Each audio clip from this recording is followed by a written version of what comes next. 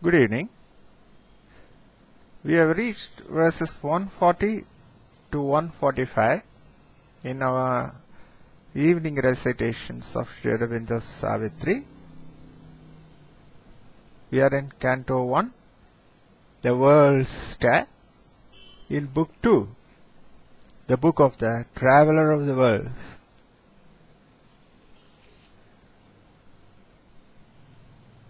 Makes on this life of flesh to intangible aims, links the body's death with immortality's call. Out of the swoon of the inconscience, it labors towards the superconscient light. If earth were all, and this were not in her, thought could not be, nor life delight's response. Only material forms could then be her guests, driven by an inanimate world force. Earth by this golden superfluity, bore thinking man and more than man shall bear.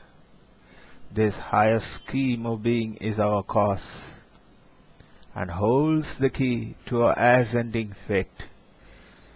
It calls out our dense mortality, the conscious spirit nursed in matter's house, the living symbol of these conscious planes, its influences and godheads of the unseen. Its unthought logic of reality's acts, arisen from the unspoken truth in things, have fixed our inner life's low-scale degrees. It steps up paces of the soul's return from the deep adventure of material birth, a ladder of delivering ascent and rungs that nature climbs to deity. Once in the vigil of a deathless gaze, these grades had marked her giant downward plunge, the wide and prone leap of a Godhead's fall.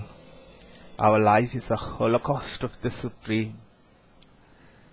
The great World Mother, by her sacrifice, has made her soul of the body of her state. Accepting sorrow and unconsciousness, divinity's lapse from its own splendor's vow, the many-patterned ground of all we are. An idol of self is our mortality. Our earth is a fragment and a residue. Her power is packed with the stuff of greater worlds, and steeped in their color lustres dimmed by her drowse, an atavism of higher births is hers. Her sleep is stirred by their buried memories, recalling the lost spheres from which they fell. Unsatisfied forces in her bosom move.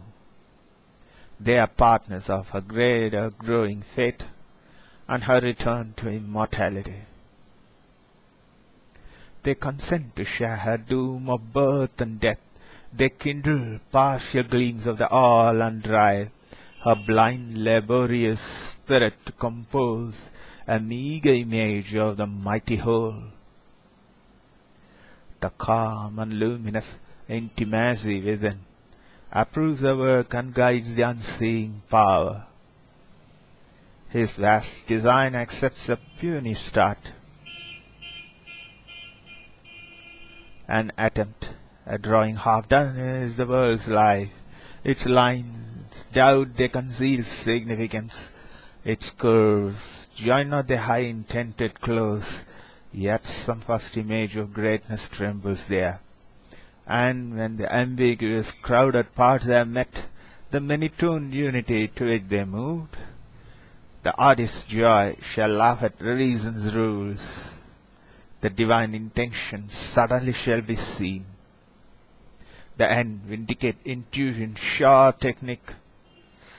A graph shall be made of many meeting worlds. A cube and union crystal of the gods. A mind shall think behind nature's mindless mask. A conscious vast fill the old dumb brute space.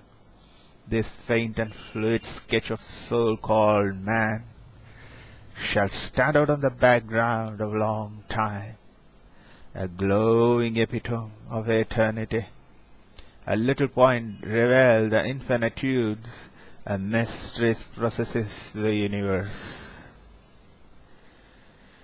At first was laid a strange anomalous base, a void, a cipher of some secret hole, where zero held infinity in its sum, and all and nothing were a single term, an eternal negative, a matrix not.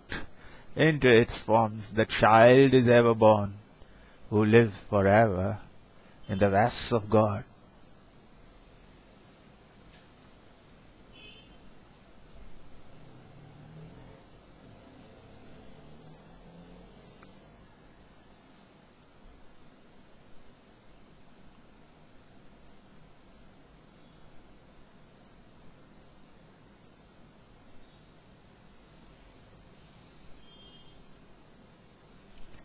The artist's joy shall laugh at reason's rules.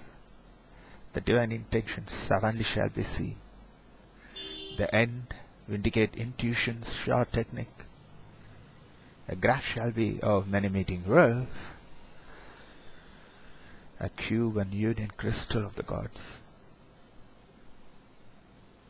A mind shall think behind nature's mindless mask, a conscious vast fill the old dumb brute space. A graph shall be of many meeting worlds, a cube and union crystal of the gods. The latest model of this vast universe, the cosmic model, is in fact a cube.